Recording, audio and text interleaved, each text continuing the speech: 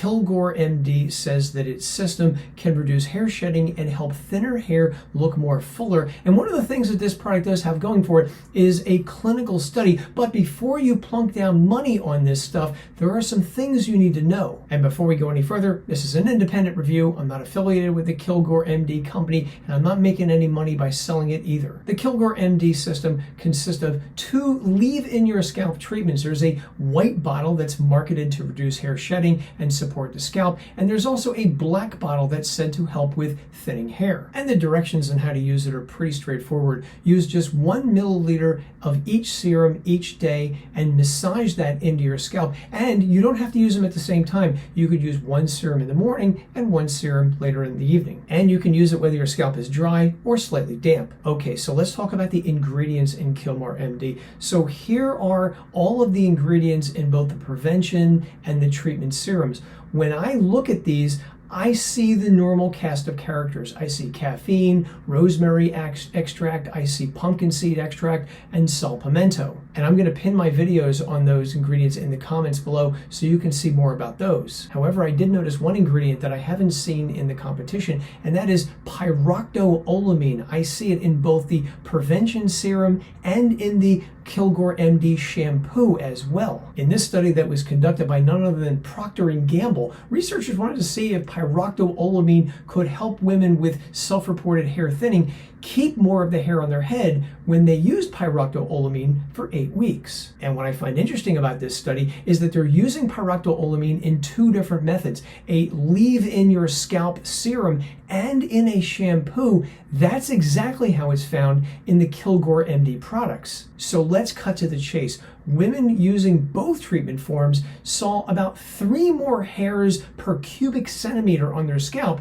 than women who used a placebo, which is small, but it is something. One thing I will call your attention to is that they do use specific amounts of pyroxotolamine in the study. How much is in Kilgore MD? I'm not sure because I couldn't find the percentages on the website. I also located this study, which involves both acetyl tetrapeptide 3 and red clover extract, both of which are found in the Kilgore MD prevention serum. Compared to where they started, the people who received the combination of ingredients showed a 13% increase in the growth phase of hairs, a 29% decrease in the resting phase of hair growth, and a whopping 46% improvement in the ratio of the growing to resting hairs. And that sounds impressive. However, I read this study, and without going too deep into the weeds here, to me, it looks a little sloppy. For example, I can't find in the clinical trial whether this study involved men, women, or both. And so based on that and a few other things I noticed, I'd like to see this study replicated. Okay, so let's talk about the price of Kilgore MD.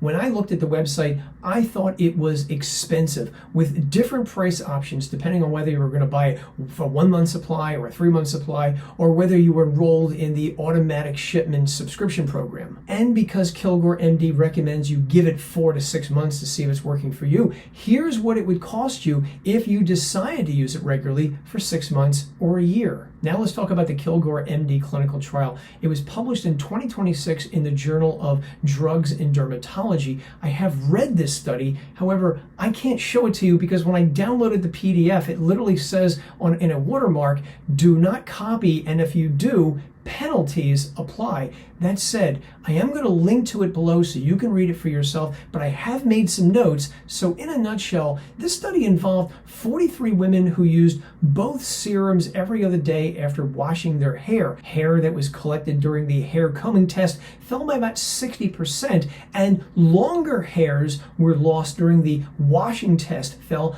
by about 51%. And when dermatologists visually evaluated the woman's hair, they judged that the woman's hair looked like it was about 11% less thin after 4 months. Keep in mind that does not mean women had 11% more hair. This was actually a visual rating done by dermatologists. It was not, however, a measurement of new hair growth. So while I am pleased that the company funded research on their products, I would be remiss if I didn't point out that this study did have some limitations. For example, there was no placebo group, this was not a randomized double-blind placebo-controlled trial, and it only lasted 4 months. So what happens after 4 months is still kind of up in the air. I also want to point out that the Kilgore MD system did not directly compare it to minoxidil, and it does not prove that Kilgore MD helps women who are dealing with hair loss caused by GLP-1 medications. Regardless of all this, if you're going to try Kilgore MD, go into it with eyes wide open, give it several months, and if you have tried Kilgore MD,